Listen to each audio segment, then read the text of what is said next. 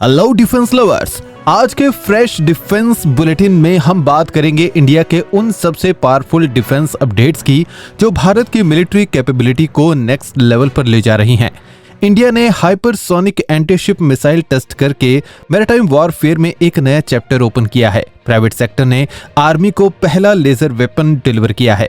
अग्नि 6 strategic approval के final stage में है। हैल को नया लीडरशिप बूस्ट मिला है और army high attitude true protection को मेजर अपडेट देने जा रही है। साथ ही इंडिया ने इटली को पाकिस्तान पर क्लियर रेड लाइन दे दी है और वेस्ट एशिया कन्फ्लिक्ट के बीच इंडियन डिफेंस फर्म्स को लीगल रिलीफ भी मिल गया है। तो चलिए शुरू करते हैं आज का full defence news bulletin. Number 1, Bharat ने फेज 2 हाइपरसोनिक एंटीशिप मिसाइल का सफल टेस्ट किया। इंडियन डिफेंस न्यूज के मुताबिक भारत ने ओडिशा कोस्ट के पास अपनी phase 2 long range antiship hypersonic missile का सक्सेसफुल टेस्ट कंडक्ट किया है, जिसे डीआरडीओ के लिए एक मेजर टेक्नोलॉजिकल ब्रेक थ्रू माना जा रहा है। रिपोर्ट्स के मुताबिक ये एडवांस्ड मिसाइल लगभग 1500 किलोमीटर दूर मौजूद मैरीटाइम टारगेट को हाई प्रिसिजन के साथ सक्सेसफुली स्ट्राइक करने में कामयाब रही। इंडियन डिफेंस न्यूज के मुताबिक ये टेस्ट सिर्फ एक रूटीन मिसाइल लॉन्च नहीं था, बल्कि भारत की next generation long range maritime strike capability का मेजर डेमोन्स्ट्रेशन था, जो फ्यूचर नेवल वॉरफेयर के लिए काफी सिग्निफिकेंट माना जा रहा है। इंडियन डिफेंस न्यूज के मुताबिक इस मिसाइल की सबसे बड़ी खासियत इसकी हाइपरसोनिक स्पीड है। रिपोर्ट्स के हिसाब से ये मिसाइल माक 10 तक की स्पीड अचीव कर सकती है, यानी आवाज की रफ्तार से 10 गुना ज्यादा तेज। इतनी हाई स्पीड के साथ ये मिसाइल एनिमी नेवल टारगेट्स के लिए इंटरसेप्ट करना बहुत मुश्किल बना देती है। इसके अलावा टर्मिनल फेज में ये मिसाइल इवेसिव मैनूवर्स परफॉर्म कर सकती है, जिसका मतलब है कि टारगेट के पास पहुंचते वक्त ये अपनी डायरेक्शन और ट्रैजेक्टरी को रैपिडली चेंज कर सकती है, ताकि enemy radar, ship based missile defence systems और एयर डिफेंस इंटरसेप्टर्स को कंफ्यूज और इवेड किया जा सके। इसी वजह से इसे next generation anti ship strike platform माना जा रहा है। स्ट्रेटेजिक अफेयर्स एक्सपर्ट्स के मुताबिक ये सक्सेसफुल टेस्ट इंडियन नेवी के लिए एक गेम चेंजर साबित हो सकता है। इस हाइपरसोनिक एंटीशिप मिसाइल के इंडक्शन के बाद इंडियन नेवी को एनिमी एयरक्राफ्ट कैरियर्स, डिस्ट्रॉयर्स और हाई वैल्यू नेवल एसेट्स के against long range non nuclear strike capability मिल जाएगी। इसका सबसे बड़ा स्ट्रेटेजिक एडवांटेज ये है कि भारत अब सिर्फ ट्रेडिशनल सुपरसोनिक एंटीशिप्स मिसाइल पर डिपेंड नहीं रहेगा, बल्कि हाइपरसोनिक स्ट्राइक कैपेबिलिटी के थ्रू इंडियन ओशन रीजन में अपनी मैरीटाइम डिफेंस को नेक्स्ट लेवल पर ले जा सकेगा।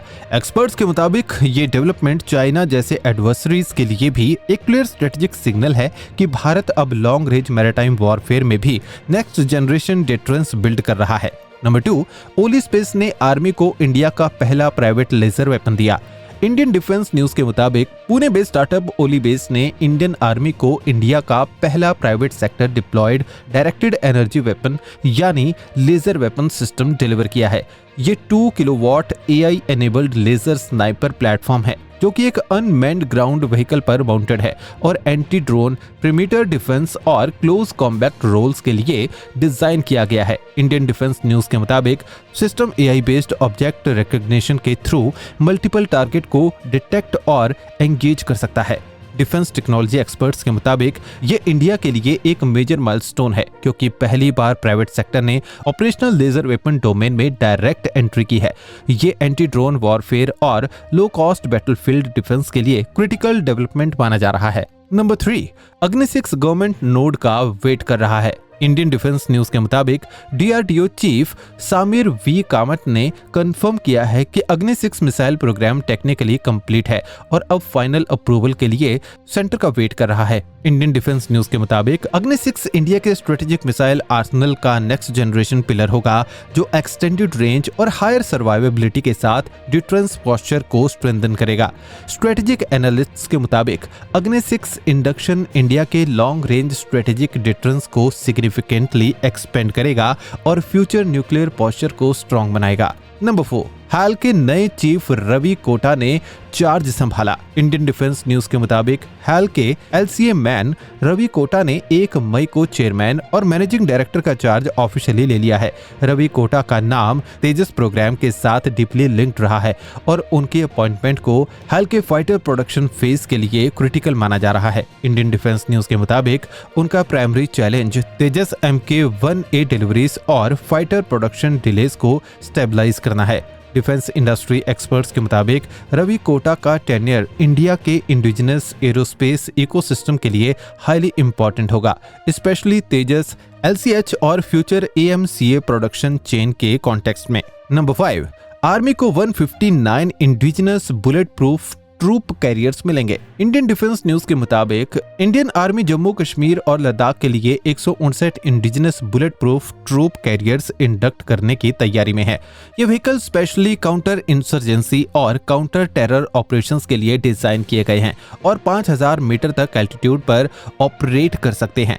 इंडियन डिफेंस न्यूज के मुताबिक ये इंडक्शन राष्ट्रीय राइफल्स की मोबिलिटी और ट्रूप सर्वाइवेबिलिटी को मेजर बूस्ट देगा। मिलिट्री एनालिस्ट के मुताबिक ये प्रोक्यूरमेंट इंडिया के high altitude internal security architecture के लिए स्ट्रेटेजिकली इंपॉर्टेंट है, स्पेशली J&K और लद्दाख थिएटर के लिए। नंबर 6, इंडिया ने इटली को क्लियर मैसेज दिया, पाकिस्तान को डिफेंस टेक नहीं। इकोनॉमिक टाइम्स के मुताबिक इंडिया ने इटली को एक बहुत क्लियर और डायरेक्ट स्ट्रेटेजिक मैसेज दिया है कि अगर दोनों देश next generation weapon systems, defence को डेवलपमेंट और मिलिट्री को प्रोडक्शन को एक्सपेंड करना चाहते हैं तो किसी भी सेंसिटिव डिफेंस टेक्नोलॉजी का ट्रांसफर पाकिस्तान तक बिल्कुल नहीं होना चाहिए। ये मैसेज न्यू दिल्ली में हुई high level Indian Italy defence talks के दौरान दिया गया, जहां दोनों देशों के बीच military cooperation, defence industrial partnership और एडवांस वेपन्स कोलैबोरेशन पर डिटेल डिस्कशंस हुई।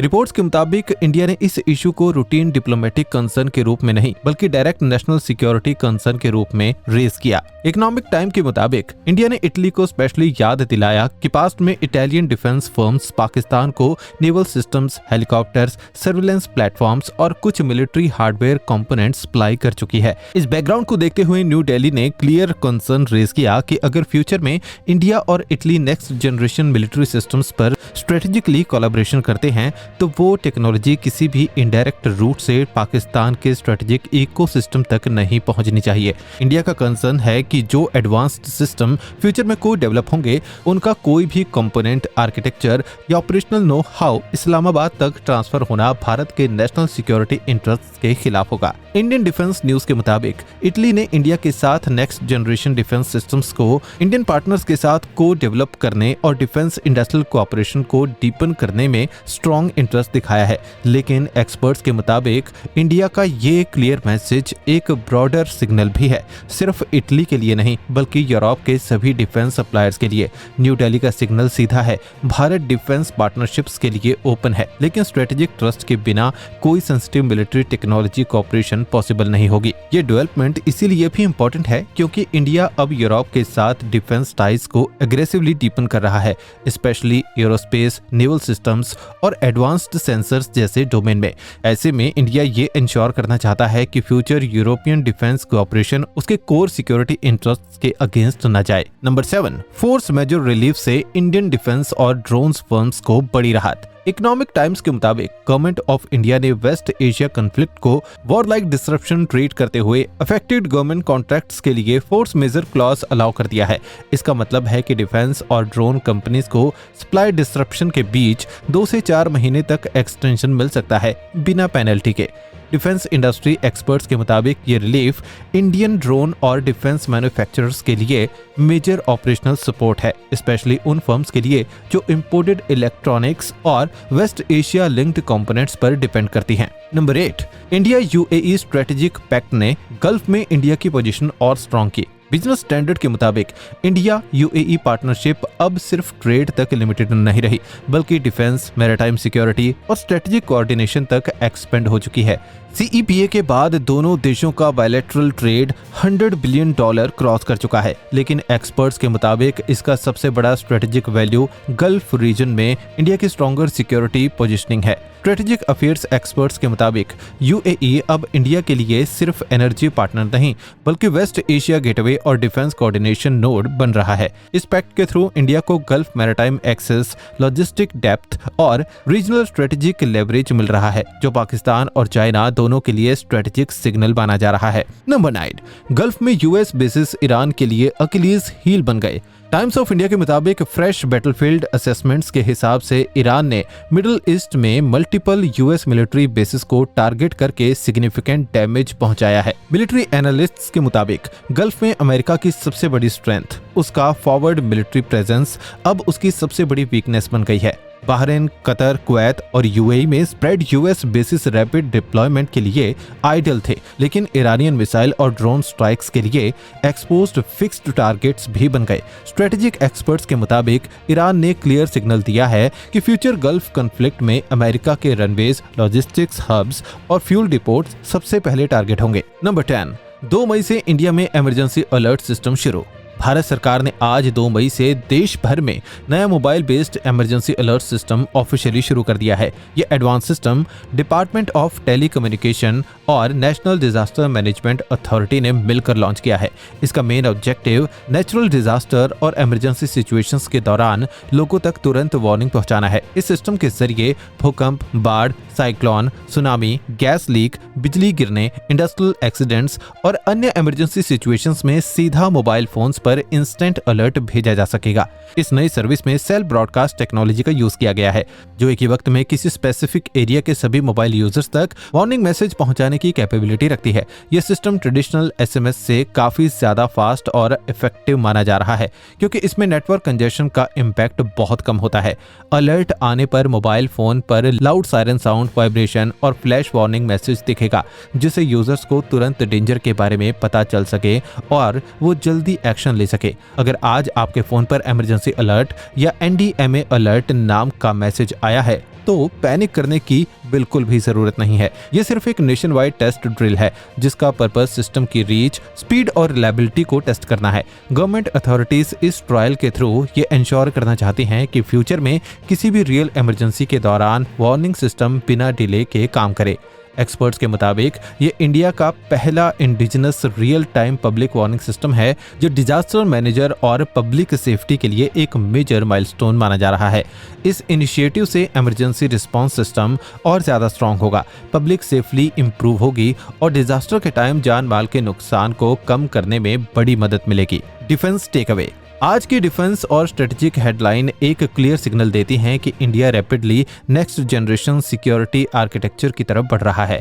एक तरफ India hypersonic missiles, laser weapons, Agni 6, fighter production reforms और ट्रू प्रोडक्शन सिस्टम्स के थ्रू अपनी मिलिट्री मॉडर्नाइजेशन को एग्रेसिवली एक्सेलरेट कर रहा है, तो दूसरी तरफ नेशनल सिक्योरिटी के सिविल फ्रंट पर इमरजेंसी अलर्ट सिस्टम जैसे इंडिजिनस पब्लिक वार्निंग नेटवर्क को लॉन्च करके इंटरनल प्रिपेयर्डनेस भी स्ट्रेंथन कर रहा है। ये दिखाता है कि इंडिया अब सिर्फ बैटलफील्ड कैपेबिलिटी पर नहीं, बल्कि स्ट्रेटेजिक रेजिलियंस, सिविलियन प्रोटेक्शन और real time crisis response system पर भी इक्वल फोकस कर रहा है। ग्लोबल लेवल पर ईरान ने यूएस मिलिट्री वल्नरेबिलिटीज को एक्सपोज किया है, जबकि वेस्ट एशिया में shifting power equations future security competition को और कॉम्प्लेक्स बना रही है। सबसे बड़ा टेक अवे ये है कि फ्यूचर वॉरफेयर अब सिर्फ बैटलफील्ड पर नहीं, बल्कि technology, logistics, industrial depth, civilian preparedness और स्ट्रेटेजिक अलायंसेस के कॉम्बिनेशन से डिसाइड होगा।